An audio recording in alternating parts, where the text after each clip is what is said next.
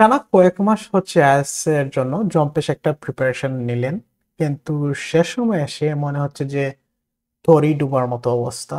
কারণ আপনি সবচাইতে সহজ যে পার্টটা মনে করেছিলেন আইএলটিএস স্পিকিং, আমার নিজের দেখা বেশিরভাগ স্টুডেন্ট যেটা করে যে তাদের প্র্যাকটিসের শুরুতে আজ রিডিং এ ফোকাস করবে, রাইটিং এ ফোকাস করবে, লিসেনিং এ ফোকাস করবে, স্পিকিং এ সময় দেবে না। একটা স্টুডেন্ট 3 মাসের একটা কোর্স করতেছে, দেখা যাচ্ছে যে সে এই পুরোটা একটা দিন সারাটা দিনই রিডিং করতেছে, রাইটিং করতেছে, লিসেনিং করতেছে, কিন্তু স্পিকিং করতেছে না। তো স্পিকিং না করার কারণে শেষ সময়ে যখন ডেটটা কাছাকাছি চলে আসে, তখন বুঝতে পারে যে আরে আমি তো স্পিকিং এ ধরা খেয়ে যাব। সবকিছুই তো ঠিকঠাক মতো করলাম, বাট এই স্পিকিং মনে হচ্ছে আমাকে আবার ইউনো বাস দিয়ে দিবা। সো এই যে সিচুয়েশনে পড়বেন, এই সিচুয়েশনে পড়লে কি করা যায়, সেক্ষেত্রে একটা চিট কোড রয়েছে। এখন হতে পারে যে চিট কোড মানে তো আপনি বলতে পারেন যে বেশি বেশি স্পিক করা, কারণ বেশি বেশি স্পিক না করলে তো স্পিকিংটা আর ভালো হবে না। এখন আপনার পরীক্ষা হচ্ছে 1 সপ্তাহ পর।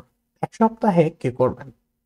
1 সপ্তাহে আপনি প্র্যাকটিস করলে হয়তো বা কয়েকটা কিউ কার্ড আপনি কভার করতে পারেন, বা নর্মাল যে স্বাভাবিক কোয়েশ্চেন গুলো আছে এইগুলোতে একটু আইডিয়া জেনারেট করতে পারেন।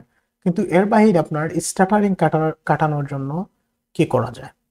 আপনি স্পিকিং প্র্যাকটিস করলেন, বাট এর বাহিরেও যে চিট কোডটার কথা আমরা বললাম, সেই চিট কোডটা ফলো করতে পারেন। আমি এই চিট কোডটা ফলো করার চেষ্টা করি। চলুন সেই চিট কোডটা কি জেনে নেই।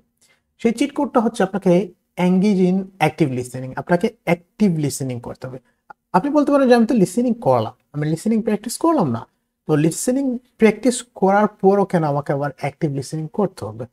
এখন অ্যাক্টিভ লিসেনিং হচ্ছে নর্মাল লিসেনিং এর চাইতে আলাদা। এই লিসেনিংটা হচ্ছে আপনি যে এই লিসেনিংটা করেন সেটা হচ্ছে আপনার আইএলটিএস এর যে লিসেনিং টেস্টগুলো রয়েছে সেগুলো আপনি সলভ সলভ করলেন। সো এই জিনিসটা সলভ করাতে কিন্তু আপনার লিসেনিং ইমপ্রুভ হবে না, বা লিসেনিং ইমপ্রুভ হবে সরি, আপনার স্পিকিং কিন্তু ইমপ্রুভ হবে না। আপনার স্পিকিং ইমপ্রুভ করতে হলে আপনাকে অ্যাক্টিভ লিসেনিং করতে হবে। এখন এটাতে একটা কারণ রয়েছে, এটাতে হচ্ছে আপনি টেস্ট দেওয়ার ক্ষেত্রে আপনার যে টেস্ট লিসেনিংটা দেয়া থাকেন, যার কারণে হচ্ছে যে আমরা যতই চাই এই জিনিসটা থেকে শিখতে, শেখাটা আসলে তত সহজ হয় না। বাট আপনি অ্যাক্টিভ লিসেনিং যখন করবেন তখন আপনার সাবকনশিয়াসলি অনেক জিনিস শেখা হয়। তো আপনি অ্যাক্টিভ লিসেনিংটাকে একটু ডিফাইন করি।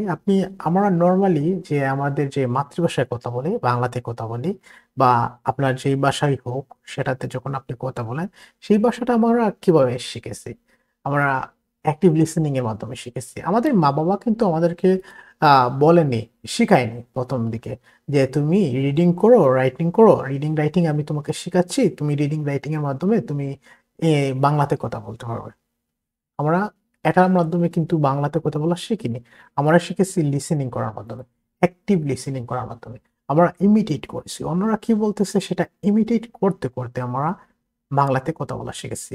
সো ইংলিশের ক্ষেত্রেও আমরা এই জিনিসটা ফলো করতে হবে। এখন শেষ সময়ে এসে এই জিনিসটা কিভাবে ফলো করলে আপনার কাজে দিবে?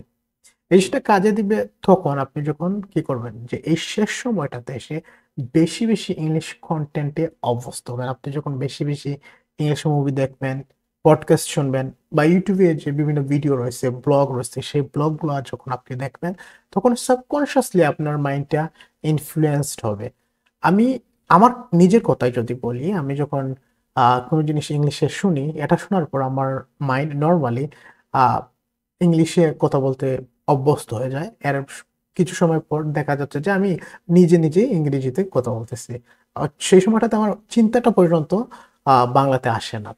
সো এই জিনিসটা আপনি করতে পারেন যে প্রতিদিন অন্তত দেখা যাচ্ছে যে ইংলিশ কনটেন্টে এক্সামের আগ পর্যন্ত আ ১.৫ থেকে ২ ঘন্টা সময় কাটালেন। YouTube এ বিভিন্ন ভিডিও রয়েছে। তো ওর সাথে আপনার কি হলো যে এন্টারটেইনমেন্টও পাওয়া হলো, শিখাও হলো। তো শিখা হলে আপনার কি হবে যে অ্যাক্টিভ লিসেনিং এর কারণে আপনার স্পিকিং এ অটোমেটিক্যালি আপনি ইনফ্লুয়েন্সড হবেন। পাশাপাশি আপনার নতুন, নতুন ভোকাবুলারি জানা হবে। অবশ্যই এই ক্ষেত্রে আপনার নতুন ভোকাবুলারি জানাটা বেশি দরকার না। আপনার আ অলরেডি একটা লেভেল আছে আশা করি। কারণ ওই লেভেল না থাকলে আসলে এই চিট কোডটা খুব একটা কাজে দিবে না। আপনার একটা নরমাল লেভেল থাকা লাগবে। সেক্ষেত্রে এই জিনিসটা খুব কাজে দিবে। আশা করি ক্লাসটা আপনাদের ভালো লেগেছে এবং আমাদের কাছ থেকে পরবর্তীতে কি ধরনের ক্লাস চান সেটা কমেন্টে জানাবেন এবং এই টিপসটা আপনার কতটুকু কাজে লেগেছে সেটা অবশ্যই পরীক্ষা দিয়ে বা পরীক্ষার প্রিপারেশন নেওয়ার সময়টাতেই আমাদেরকে জানাতে ভুলবেন না।